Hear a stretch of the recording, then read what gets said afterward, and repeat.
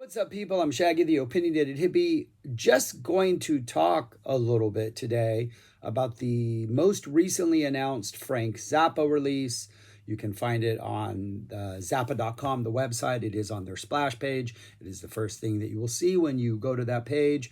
But it is the 50th anniversary release of One Size Fits All. 4 CDs, one Blu-ray. You get a remastered version of One Size Fits All, an album that already sounds ridiculously good. So interested to see what this remaster sounds like.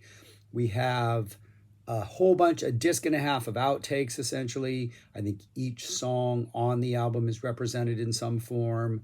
And then we have, again, and there are probably people out there who are like, again, another one. And then there are people like me who are like, oh yeah, you can do nothing but do this. We have a release of another live 1974 concert. In this case, it is a September concert, 74. And it is one of those that we do not have available in the sort of bootleg tape trading world. It has not been recorded. There are no tapes circulating. If they are, I think they are mislabeled with a different date, as I am not aware of one. And I think every single 74 boot or tape or whatever that's floating out there. So that's exciting, which means we got the Zappa Erie shows. We got all the 73 shows and 74 shows recently. We got that early winter show. We got a couple May shows. It has been a fantastic time to be a Zappa fan if you were a fan of the 74 era. I'm just going to talk about this because I'm super excited about this release. I'm two reasons. One, because of that 74 show. The more I'm of the mindset that you can release every single 74 show and it would be completely worth it. Just do an archival series of nothing but 74 shows. I will buy all of them. But the other thing I'm super excited about is I read a lot of music press. There's a bunch of websites I check almost daily to make sure I'm not missing like a new release or something that's come out. And archival releases, re-releases, 50th anniversary releases, especially as we have a whole bunch of artists that have now been around 60, 40, 50 years, are becoming more and more common. And there are times where, for some reason, like the music press, just random websites will like all hype about the same release. And then the same artist will have another release. And for some reason, that doesn't get any traction. It just seems a little bit roll of the dice lucky. I am really, really hoping that this is one of those releases in the Frank Zappa catalog that gets more attention than some of the others. I think I have friends who are hardcore music fans who either only know Zappa a little bit or have only deep dived a little bit. And generally, as you do sort of the iceberg of Zappa fans, right? You have Hot Rats, Shake Your Booty, Joe's Garage. Generally are the ones that are like, everybody knows. When you get a little bit deeper down that iceberg, but not quite into the water, you get Apostrophe and Overnight Sensation. And then after that, who knows? It's pretty unpredictable. I do know a couple people who have Ship Arriving only because of Valley Girl, which is a weird choice to make. But One Size Fits All is one of his best albums. For most people, it's a top 10. For most people, it's a top 5. I don't like one song on it. I'm pretty clear of that. Can't Afford No Shoes. Don't like that song. I think its placement on there is bad. Everything about that song, I am just not a fan of. I've been very clear about that since I reviewed it. And so I dropped it out of my top 10 to number 11 simply because of that. But I know people who love that song. And apart from that, it is a perfect album. And so I'm hoping that maybe over time, this is a release that will expose this album to a wider audience. We'll maybe have people deep diving into Frank a little more. Another 74 show just showing off how incredible this band is. This is George Duke, Napoleon Murphy Brock, Tom Fowler, Ruth Underwood, Frank Zappa, Chester Thompson. You have Bird Legs Yeoman and Johnny Guitar Watson actually on the album. But it is, and I think Beefheart plays harmonica on one song. But the band is great. The songs are great. I mean, if you don't know One Size Fits All, I do have a review of it elsewhere. But it is Inca Roads to open. Can't Afford No Shoes, Sofa Number One, Pajama People, Florentine Pogan, Evelyn a Modified Dog, a short little piano, George and Frank messing around with weird lyrics, Awesome Drop into San Bernardino, Andy, sofa number 2. The one with lyrics, sofa number 1, is instrumental. Great album. Not going to really review that. I've done that elsewhere. Again, it's on this channel somewhere. And so that is good. And we get a remastered version of that. A 2024 remastered version of that is what everybody will get, even if you don't have the Blu-ray. That is what disc 1 is. And then we have a bunch of album session bonus tracks, which I think are going to be pretty interesting. Mainly because like one of them, the first one, Inca Roads, is a rough mix. And Inca Roads, the version we have on One Size Fits All, the basic tracks are from the live Token of His Extreme performance of that, with the guitar solo coming from an edited version of the Helsinki solo from You Can't Do That on Stage Volume 2. That is what we get in this One Size Fits All studio album, are basic tracks that are live. So I'm interested in what the rough mix is. And like a part of me hopes it's just like the original mix of the Token of His Extreme show with like the full Helsinki solo just dropped in there before Frank had a chance to like edit it and smooth it out. And so you just get this weird sort of atmospheric sound switch up as we go to the solo before they like, smooth out the edges. I don't know what it's going to be otherwise. There's a lot of things on here that are a rough mix. So we get Ralph Stuffs His Shoes, which is a Token outtake. They really only played Ralphie Stuffs His Shoes or Ralph Stuffs His Shoes once on that tour. It is one of the bonus materials. They did sort of tease the riff on another show, and I think also kind of teased the riff a little bit on another show. But they played it one full time, and that's one of the bonus materials. I wonder if they also did it in the Token show, and I never saw that or knew about it, so that's interesting. We get a Ralph Stuffs His Shoes basic tracks, which will be fascinating, and then an instrumental mix master takes. But the original lyrics were about Ralph Humphrey stuffing his shoes. I'm assuming it was Ralph Humphrey. For the most part, the one single live performance we have is a little bit slower, a little bit of, I think, the vocal, and there was a sort of a weird jazzy vocal intro that's on the live version that obviously didn't make the final mix. So it'll be interesting to see what that is.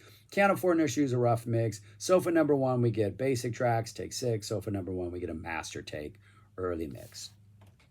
Not really sure how interesting all that's going to be, but we'll find out when we get it. CD 2 is nothing but album session bonus tracks. We get 12 more.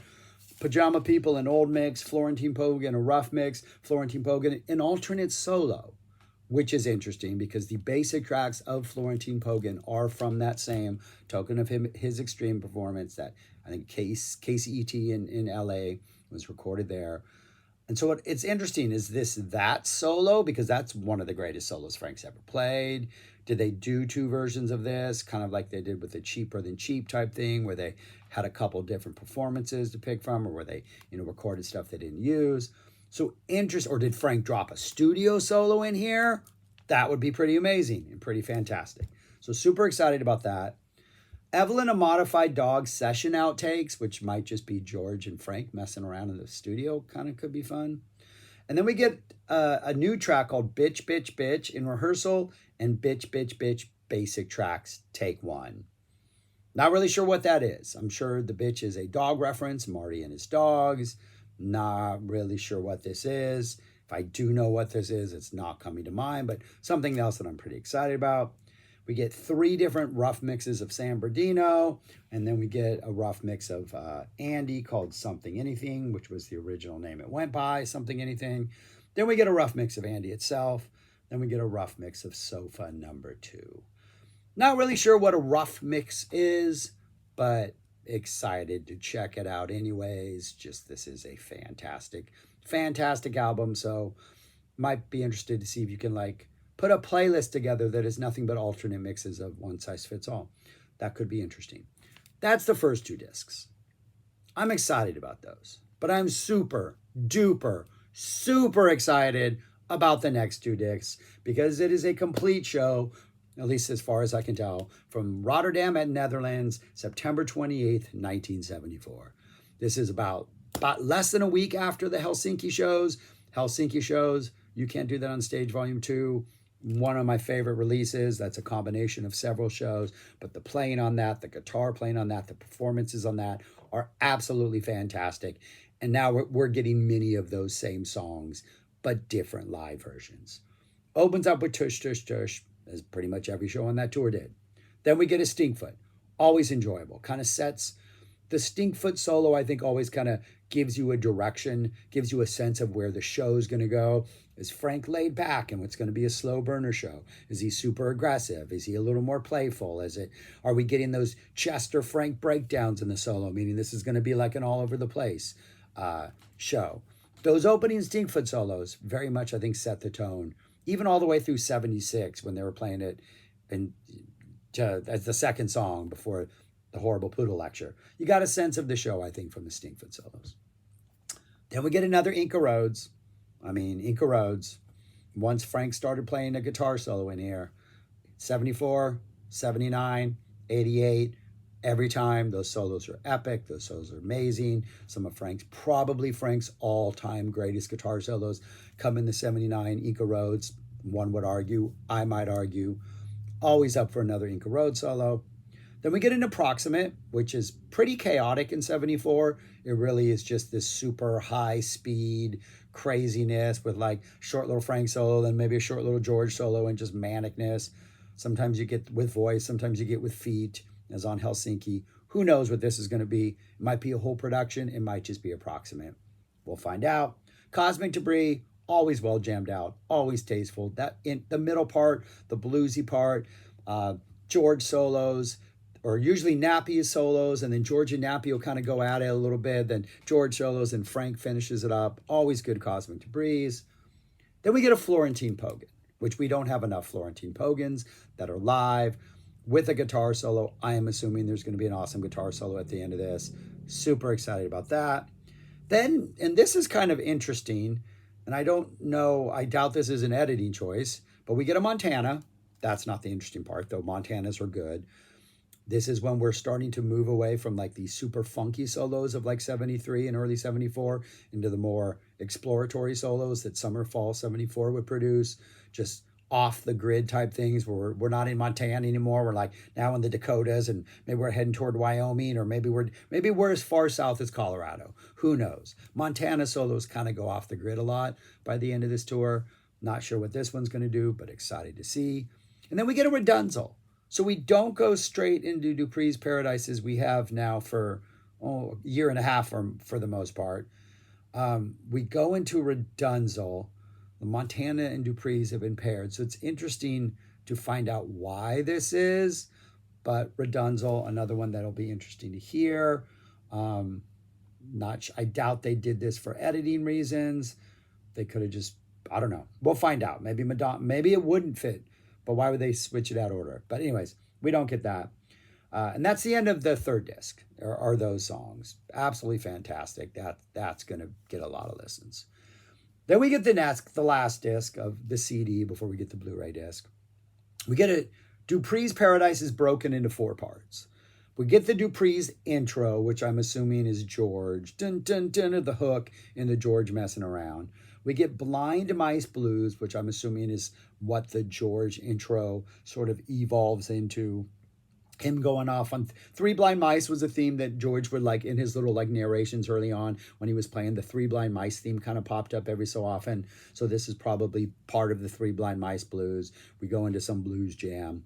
Dupree's Paradise Part 1, I'm assuming, is the drop into Dupree's Paradise. I bet you we probably get the Nappy solo. We probably get the Tom Fowler bass solo. Who knows? Maybe some other weirdness before Dupree's Paradise Part 2. I'm going to assume is the beginning of Frank's solo through the end, which other things could happen in there. We could get a Frank solo into like some other weird jam, into some other detours.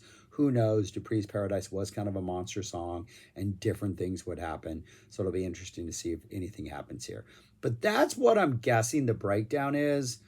Intro is George. Blind Man Blues is the George part, just an extra jam that's dropped in there. Dupree's Paradise 1, the first couple solos. Dupree's Paradise 2, I bet is just Frank's solo. We'll see. We'll find out in September whether I'm right or wrong. Then we get, to close out the main set, or maybe this is an encore. This could be the encore. We get a Pygmy Twilight room service. Pygmy Twilights here are awesome. You got the stage 2 version. You got the other 7. You got the stage 2 version. You got the KCET version. This is like the prog heavy rock version. Frank's just shredding on guitar. The room services are really good. Pretty funny. Kind of funky. I think it's pretty entertaining for the most part. I think one of the best ones is that one on stage 2. And then that goes into Tush, Tush, Tush to close out. Probably get the band outros, and then we're done. Super, super excited about those 2 discs. Even if it was just those 2 discs released, I'm getting this. But this is how you do an archival release. Give me the album remastered and give me a live show from that era. But we're not done, because we have bonus live tracks from a show 3 days earlier. And you can listen to this on YouTube. These boots are out there, so you can check them out. Ralph Stuffs His Shoes. I think the only single full live performance we have of this song. It's a little bit slower. It starts off with that tss, tss, tss, then we go into the Can't Afford No Shoes riff. We got different lyrics. We got a nice solo in it. It's really, really fun. It's a good live version. I think this live version is better than what we end up with on One Size Fits All. A couple days earlier, Frank did drop the riff of Can't Afford No Shoes, but they don't play it. I do think they returned it one other time, I'm thinking at the end of the tour, where they just kind of jam it out, but it's not a full band performance of it. I think it was 3 times that this song popped up, but this is like the one full debut. We get the whole song. And then the other bonus live track, it actually followed Ralph Stuffs His Shoes at that actual show. It's a Pajama People, a little bit slower, definitely a little more just, I think it's like piano, drums. Frank drops a guitar solo in there that's pretty tasty, repetitive. We kind of just go over the lyrics over and over. Most of the lyrics are here exactly as they would appear on the album. It just feels a little looser. It's a little bit slower, really nicely jammed out, really good listen. They also played Flambe right before this. I think it was Flambe, Ralph Stuffs His Shoes, then Pajama People. What can we not? Why don't we have the Flambe? I would love to have that on here too, but we don't have that. Very minor complaint. And that's it. We get a complete show with 2 fantastic bonus tracks. And then the Blu-ray, you get another mix of One Size Fits All, a quad mix of Sofa, a 6-channel mix of San Bernardino. We got some videos of Inca Rhodes and Florentine Pogan. These are outtakes from that KCET show. And that's on the Blu-ray. Right there is that. So I'm getting this. I'm excited about this. Another 74 show. Yeah, good times. But yeah, that's it. I recommend this, even though I haven't heard it, because I can't imagine that this 74 show is not worth the price, the relatively inexpensive price. It's like about $15 a disc, I think is what the cost of it was, right around there. So not that bad. But yeah, I'm excited. I'm going to get this. Looking forward to it. Just wanted to share my thoughts on this. If you know what that bitch is, like, it doesn't ring a bell, and I didn't really need to do deep diving into previous reviews or anything. So if you know what that is, or if there's anything out there, let me know. Drop that in the comments. I'll post any information about bitch. I'll pin the best bitch comment if anybody knows what that is. But yeah, I'm excited. And I really hope that this is one of those archival releases that gets a lot of coverage and more people know about One Size Fits All, OSFA, than they did before this. So, minor complaint. I like that we're doing these 50th anniversary releases. The only thing that bums me out about it is, do we now have to wait till 2032 before we get an 82 release? Because can we get an 82 release on the 45th anniversary? No, that is like 2 years away. Can we just get an 82 release just because? I'm thinking this comes out in September, right? Maybe what would we get last? We're in 2025. Maybe a New Year's show from 75? I don't know. What would be coming next? Another 75 box set after this, like of that fall tour. That might be fun, especially if you get some of those early shows. But anyways, I'm rambling. That's all I got for now. Thanks for watching. Leave me your comments below, all that kind of stuff. And that's all. Go listen to One Size Fits All in preparation for later listening to One Size Fits All. Peace. Talk to you later.